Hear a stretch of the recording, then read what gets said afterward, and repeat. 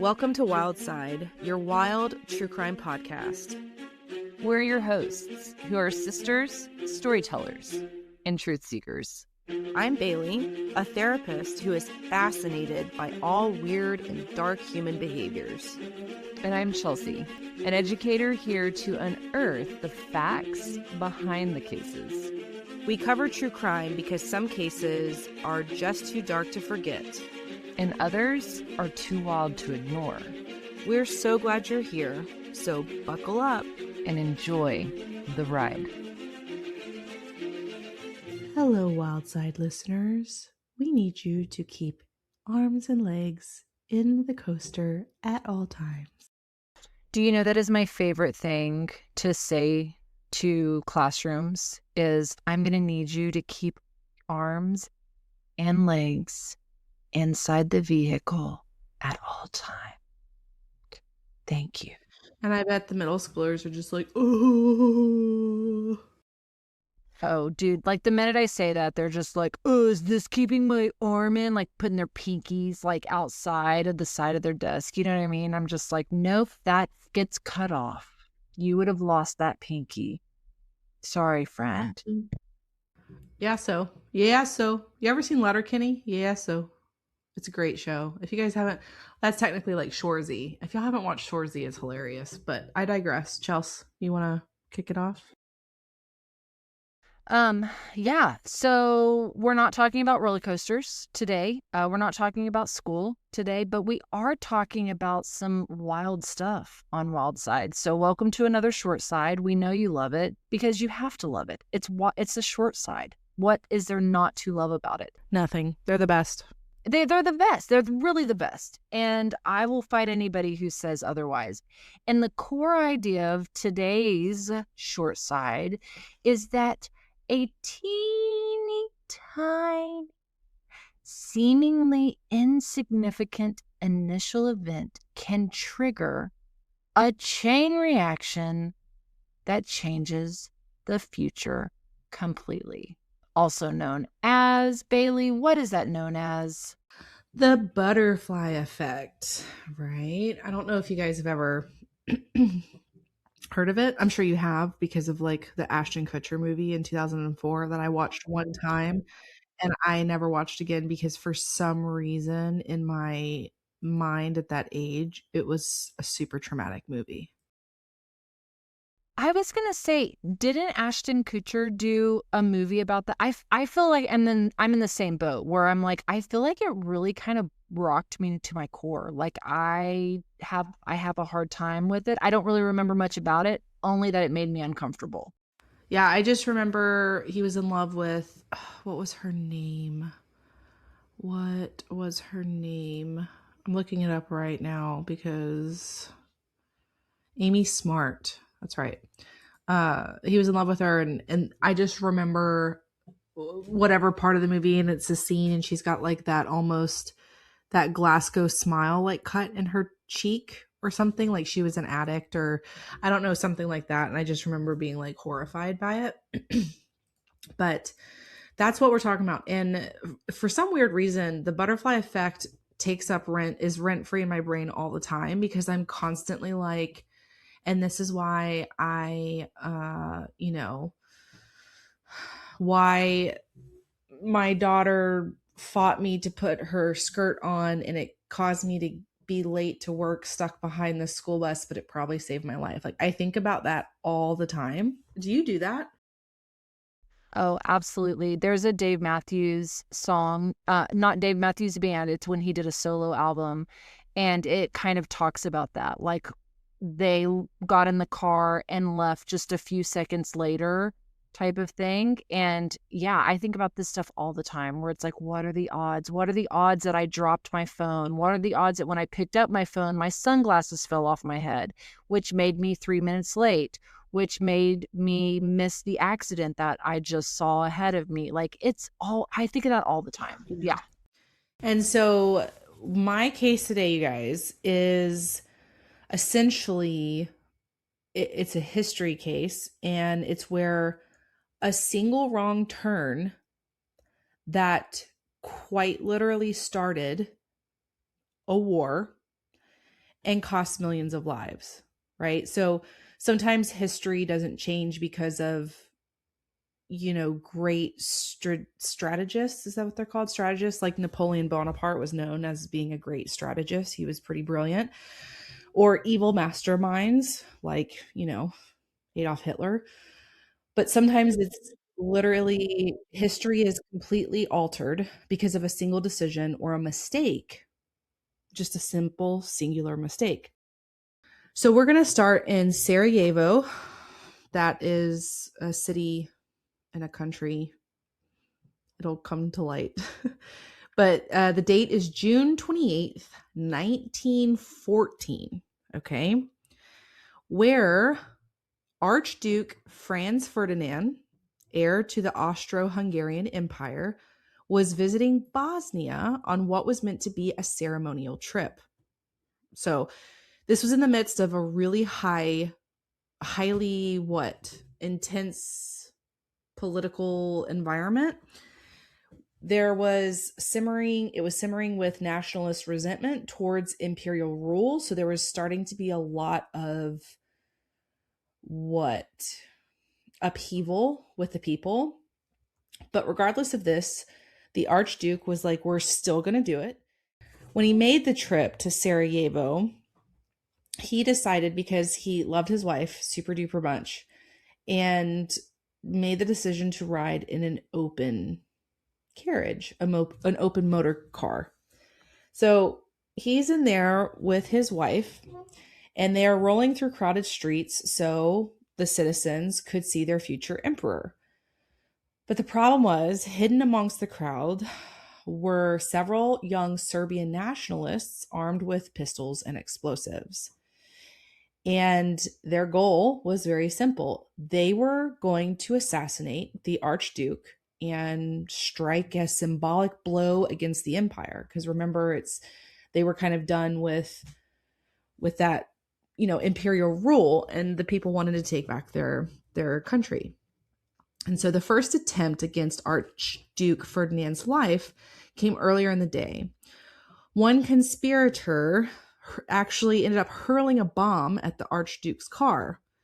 It bounced off the folded roof and exploded beneath the vehicle behind them. So it injured bystanders, but left Archduke Ferdinand and his wife completely unharmed. Naturally, when this initial assassination attempt was tried, chaos erupted. The motorcade sped away, the attackers scattered, and they thought that the opportunity was gone, right? Now everybody knew that there were assassins in the crowd trying to assassinate the Archduke. But by midday, because they had caught one or two of the guys involved, they kind of figured that the danger had passed. And so Archduke Ferdinand was shaken, but he was insistent, and he was like, nope, we're going to continue on the schedule. And after completing the official duties, he ended up making what is considered a spontaneous decision. Now, there are so many parts in this whole thing that you would consider like a butterfly effect moment, but we'll kind of save that. So he made a spontaneous decision. He wanted to visit wounded officers in the hospital before leaving town. So security officials kind of, in that moment, revised the route that they needed to take. And instead of turning down the narrow downtown streets, the motorcade would remain along the Broadel Apple Quay. And that was because obviously if you're going down these really narrow downtown streets, there's a lot of coverage for assassination attempts and that kind of thing. But the problem here, and this is where things start to get a little hairy, is the people involved, including Archduke Ferdinand, were discussing this route change amongst themselves, but their primary dialect, their primary language is German, Deutsch, okay?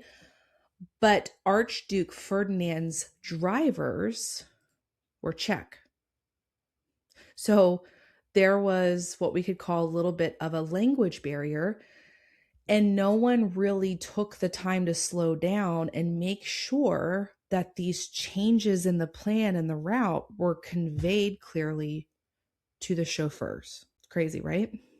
So when the cars began moving again, the lead driver followed the original published route out of habit. He turned onto Franz Joseph Street, the exact street they were meant to avoid. Governor Oscar Potiorek realized the mistake and shouted to the driver. The car slowed and it stalled. And then the chauffeur attempted to reverse. And by an almost kind of crazy, bizarre twist of timing, the vehicle actually stopped directly in front of 19-year-old Gavrilo Princip. Now, sorry if I'm not pronouncing that correctly, but Princip had already assumed the plot to assassinate the Archduke had failed. He was standing beneath the awning of a general store when all of a sudden the Archduke's open car halted only a few feet away. So again, he thought that the assassination attempt against the Archduke was a gone plan. It was blown.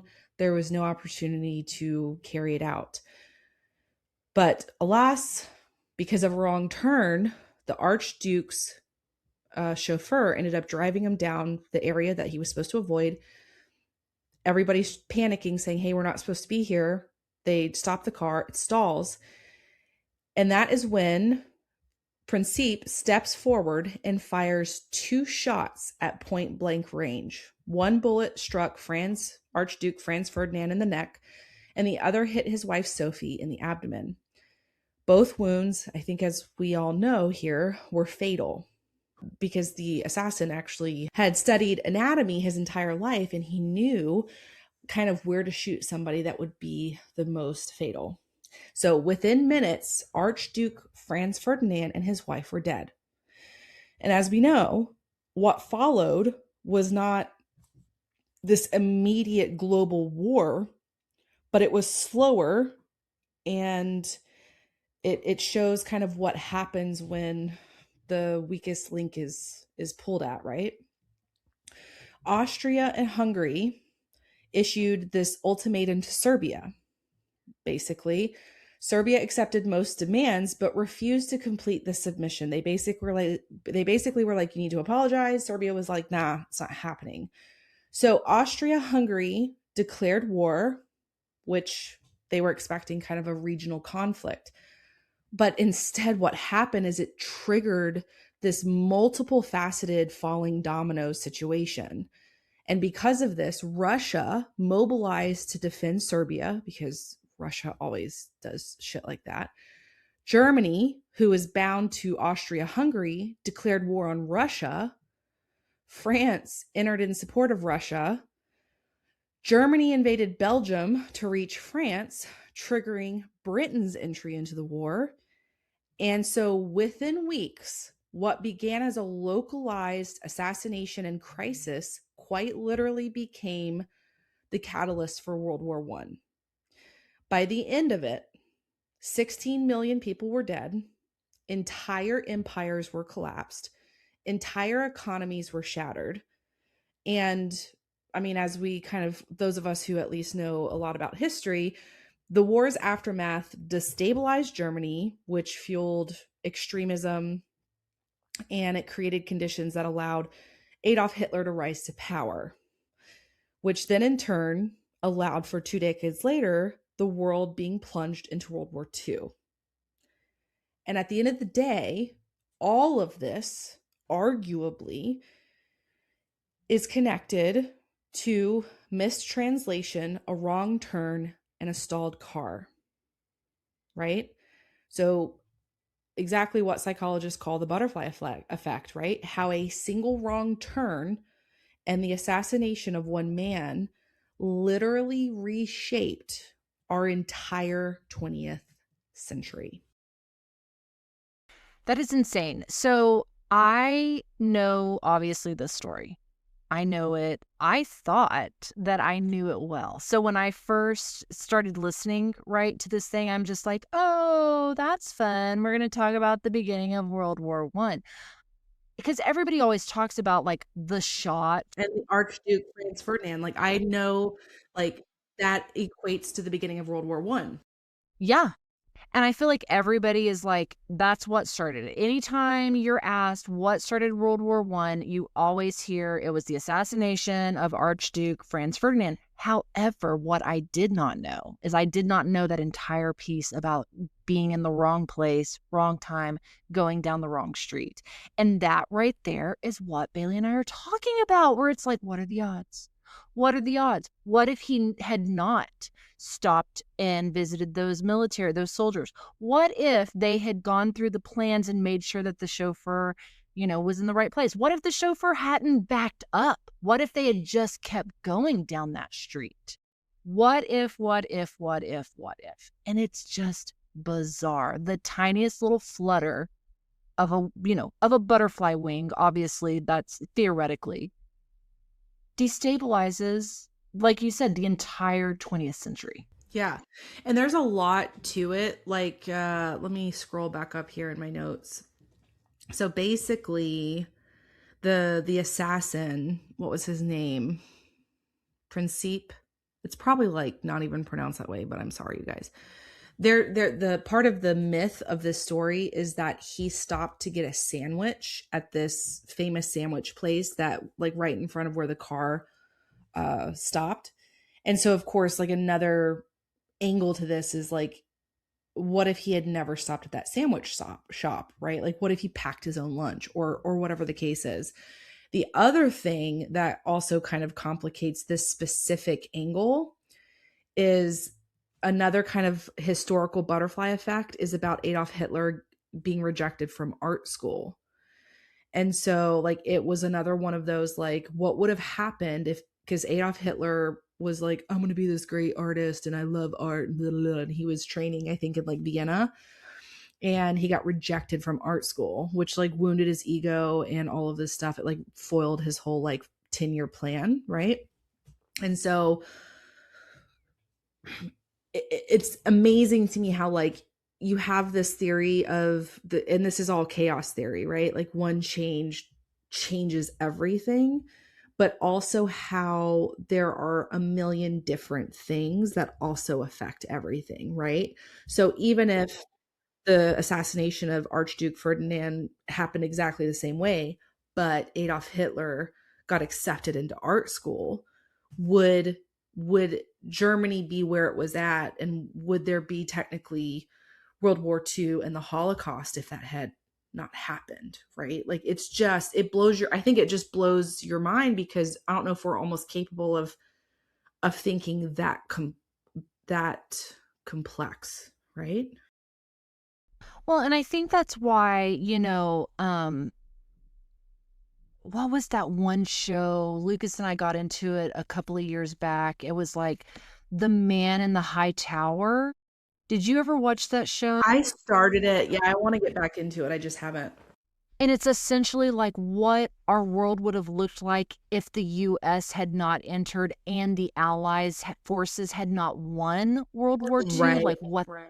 So it's one of those, I don't know, what do they call them? Like, it's not alternate universe, but it's like alternate ending type of shows. And I think that's why I think there's a part of us that are always fascinated with the what if, like what would have happened. And you see that on smaller levels, right? You hear that a lot. I hear that with people when they're telling stories, and they're just like, and that day, if I hadn't have been there, I wouldn't have met old Bob, and we wouldn't have lived happily ever. You know what I mean? Like, you hear that so often where people are always kind of chewing on this. What if I hadn't have been there?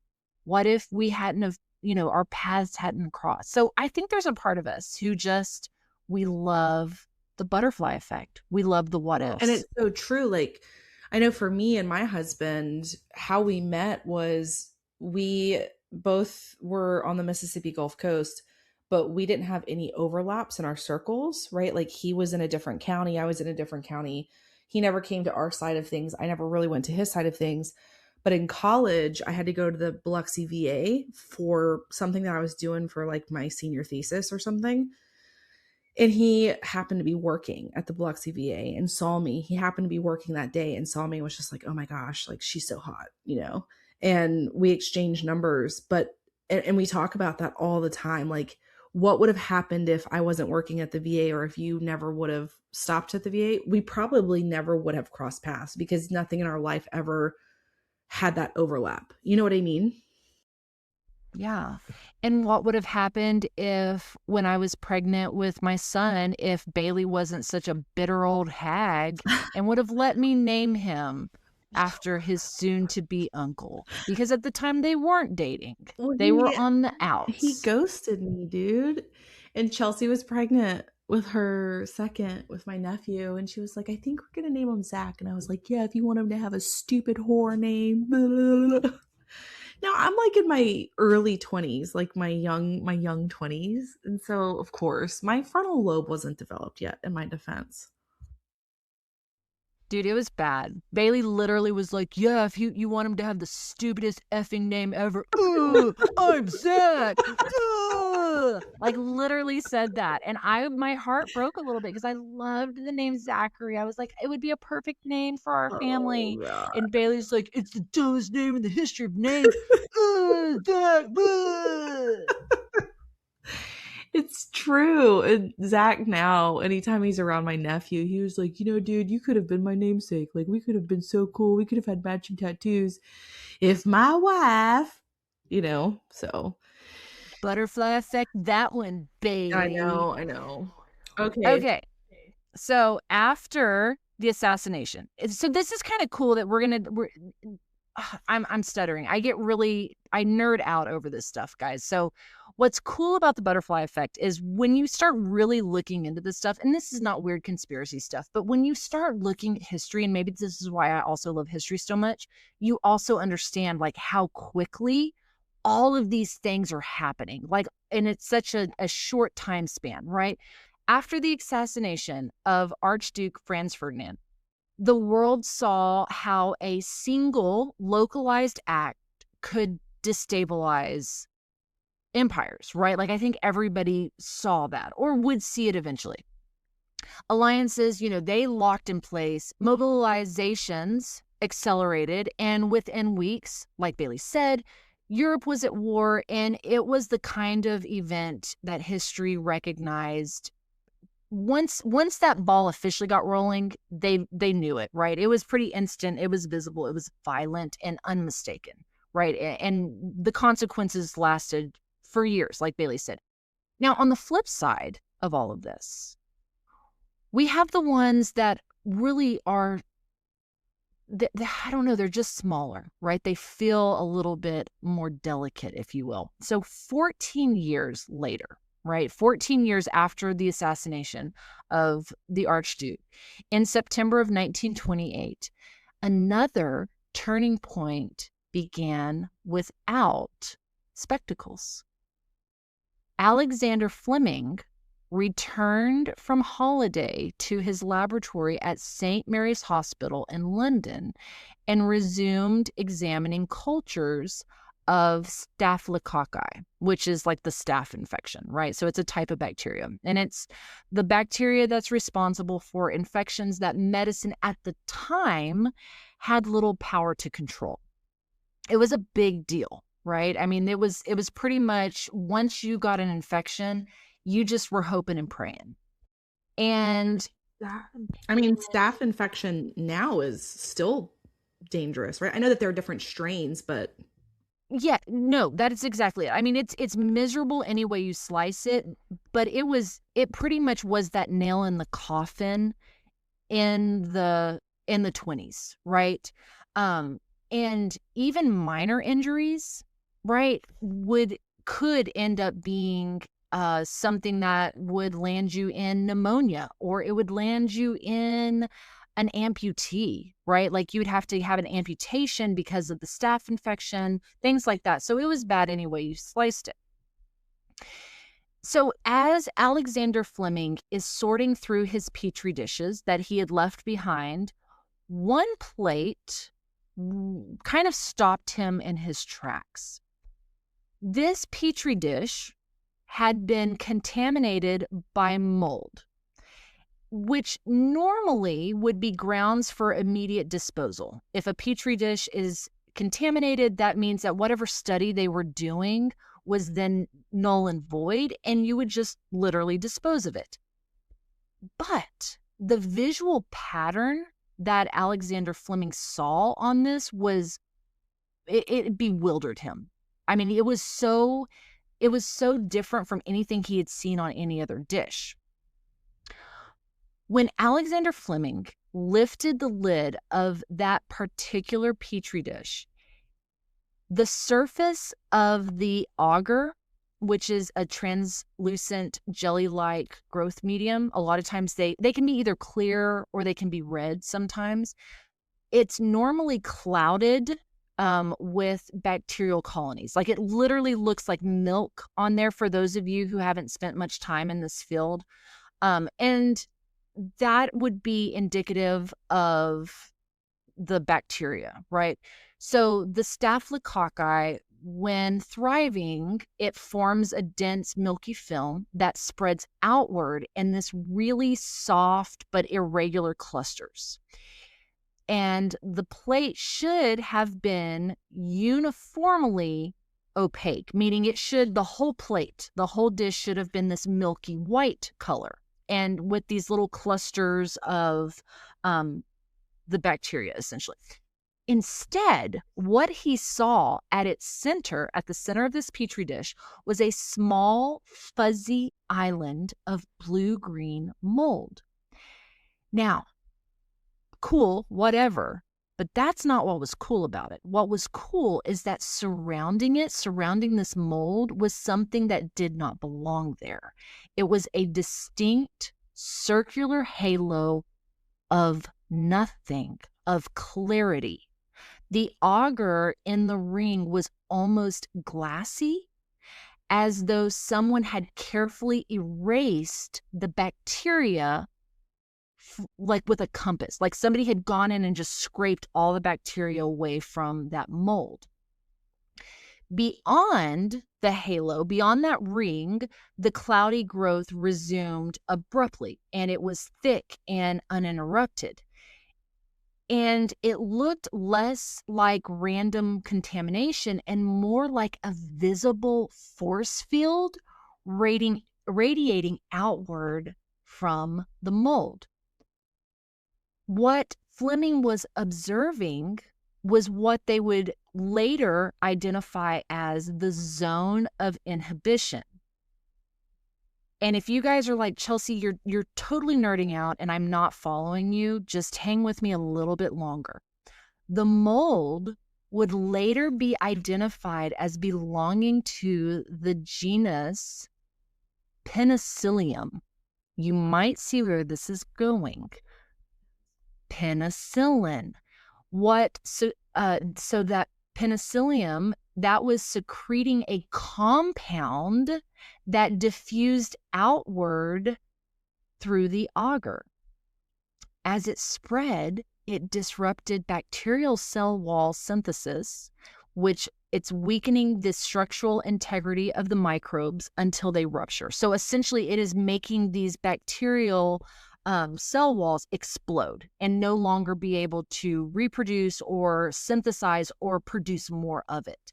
The bacteria, they were not merely slowed, meaning it wasn't slowing the growth, it was stopping it, it was dissolving it, it was taking it away. And Fleming would later remark that, quote, the mold juice had the effect of dissolving the bacteria. An understated description of a profound biological event. Now, here's the deal, though.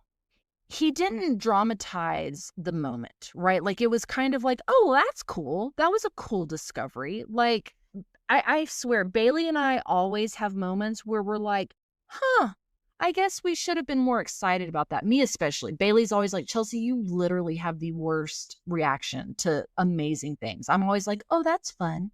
Good job. And I imagine that Fleming was just like, That's kind of cool. I'll write that in a notebook somewhere. So years later, he reflected on this and he said, when I woke up just after dawn on September 28th, 1928, I certainly didn't plan to revolutionize all medicine by discovering the world's first antibiotic. And the statement really carries a quiet irony, if you ask me.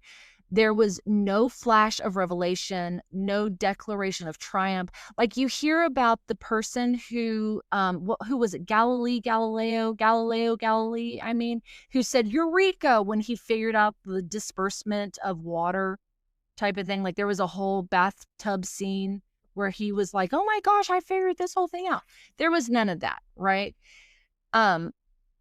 It was just a scientist noticing that something on his auger, something on his petri dish did not behave as expected. And at first there was little change, right? Fleming published his findings in 1929. So, roughly a few months later, I don't know exactly when it was published, but isolating and stabilizing penicillin proved really, really difficult, right? Like they had the idea of that it could do something. They just didn't really know how to do this. The compound was fragile and the mass production seemed quite impractical at the time in 1929. For years, the discovery lingered as a promising but unrealized insight. History, however, did not pause. So like Bailey said, if Archduke had not been killed, if Hitler had been, accepted into art school and not rejected, if we had not entered into actually a second world war, it might have sat on the shelf or sat in, a journal somewhere for quite a while. But what happened is we did enter World War II. And as World War II intensified, infection, of course, once again threatened wounded soldiers on a massive scale, right? Mortality from contaminated injuries jeopardized military strategy and surgical procedures alike. Under that urgency, right? Like we've got to keep our soldiers healthy if we're going to continue fighting and potentially win a war. Under that urgency, scientists revisited Fleming's neglected work. At Oxford, Howard Florey and Ernst Chain developed methods to purify and mass produce penicillin, transforming a laboratory anomaly into a scalable therapeutic weapon or ally. I guess it depends on which side you were looking at it, right? By 1944, which really is quite a while. If it was discovered in 29, right? It took until 1944 to be manufactured in vast quantities for the Allied troops. And soon after that, it entered into the civilian hospitals. What followed illustrates the butterfly effect with remarkable clarity. Guys, we have to think about this. If Alex Fleming had not left that window open, if that mold spore had not flown in through the window, if that petri dish had not been left exposed, like if the lid had not been off of it when it was, right? None of this would have happened, right? So the assassination in Sarajevo revealed how a small action could cascade into destruction across continents, and the discovery of penicillin revealed the opposite possibility, how a minor irregularity noticed rather than discarded, because again, he should have just thrown it away, could redirect the trajectory of the entire survival of the entire human race. Everything was changed because of penicillin. Everything. Both began as fragile moments. Both unfolded within systems primed for amplification. And, it's crazy because the butterfly effect, it's not mystical, right? It really is structural. And in tightly interconnected systems, tiny variations in starting conditions can generate consequences that dwarf their origins. A wrong turn of a driver, a mold spore drifting through an open window, a scientist choosing to look more closely instead of throwing something away. Like, it's just crazy that history does not always pivot in public squares, right? Sometimes it turns in silence. Sometimes it's a clear ring where bacteria isn't growing. Sometimes it's a guy munching down on a sandwich, which I kind of want to believe that he was munching down on a sandwich, right? And that's enough to change y'all's lives. All of our lives have been changed because of these moments. Yeah. Well, it's interesting because, like, my butterfly effect that I chose cost millions of lives, and your butterfly effect that you chose saved millions of lives. Right. You know what I mean? Like, that's just crazy. And I don't want to get off onto a super, super personal, like, other tangent, but it's this kind of stuff that makes me really lean into the concept that there isn't just random chaos. You get what I mean? Sometimes I think things are so incredibly lined up, like what I just said. This one incident cost millions of lives, but your incident literally saved millions of lives. And I think that is like not an accident. Well, and I think it also leans into the idea that sometimes I feel, people struggle with purpose, right? People struggle with direction. And to me, if your direction and if your purpose, if your intentions are to do something bad, a lot of times that's what it will produce. Like with the assassination, he intended to do something bad. Did he think it would create the situation that it created? I don't think so. I don't think anybody could have foresaw that. Alexander Fleming was probably a scientist because he wanted to do something good. He wanted to discover, he wanted to contribute. That is usually the field of science, is you're wanting to contribute something beneficial. And it did. So I say that to say, I think what you do matters, right? Good, bad, wrong, ugly, pretty. I think it does make a difference, even when you feel like it's not. Yeah, I agree.